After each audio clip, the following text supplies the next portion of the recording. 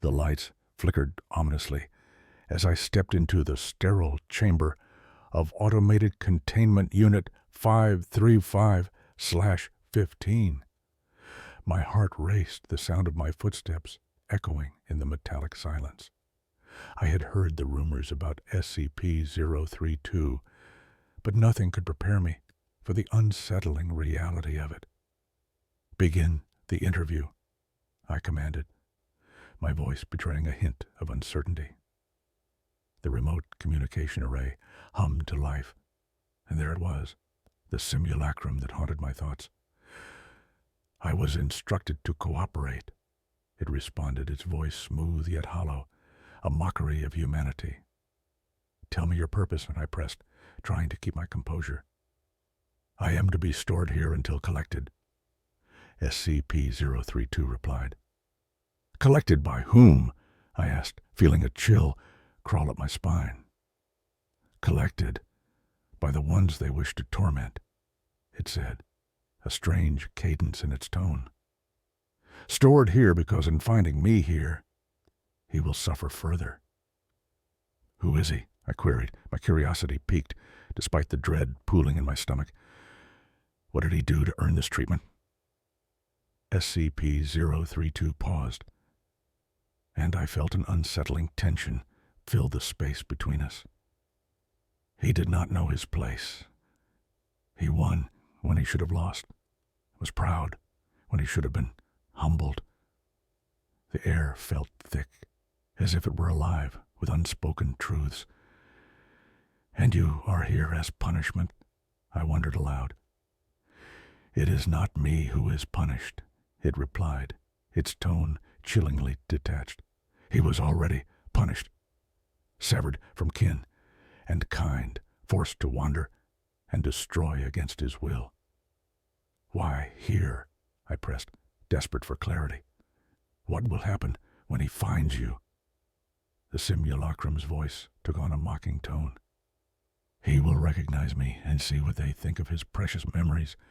All that remains to him is me, a simulacrum as artificial as his hope." The implications of its words settled like a stone in my gut. "You're saying you were his wife?" "I used to be," it answered, the weight of those words hanging heavily in the air. I felt a shiver run through me. What kind of cruelty could create something so twisted? "But you say you hate her," I continued, attempting to understand the complexity of its existence. "I hate her because they want me to," SCP-032 replied.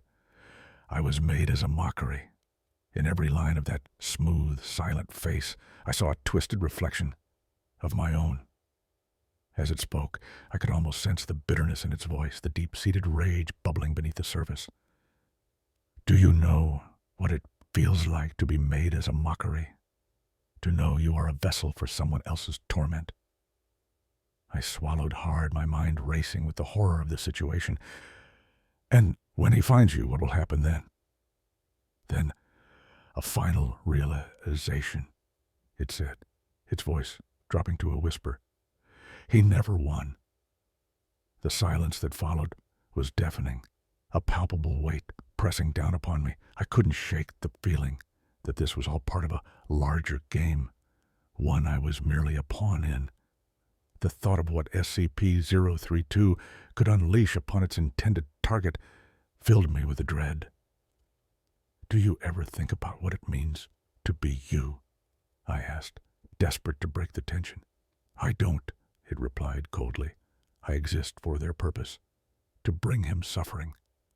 That is all I am." I felt a chill creep over me, realizing that SCP-032, while devoid of human emotion, was a perfect instrument of vengeance. The implications of its words gnawed at my mind, and I began to wonder if my role here was more significant than I had anticipated.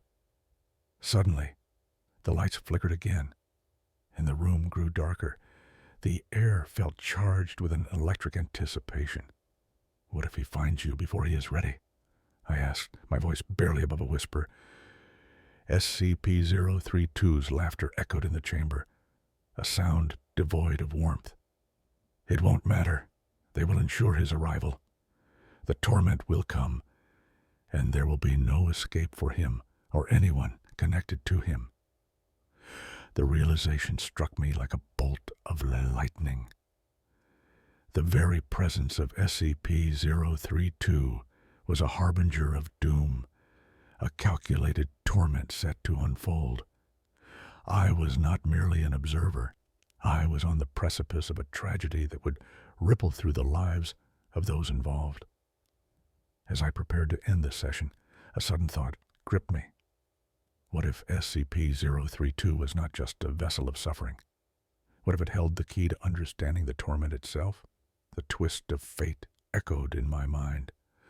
What if the one who would suffer most wasn't the man SCP-032 awaited, but me? I was the one who had to face the reckoning of the past, and now it felt as if the shadows of SCP-032 were slowly creeping into my own reality.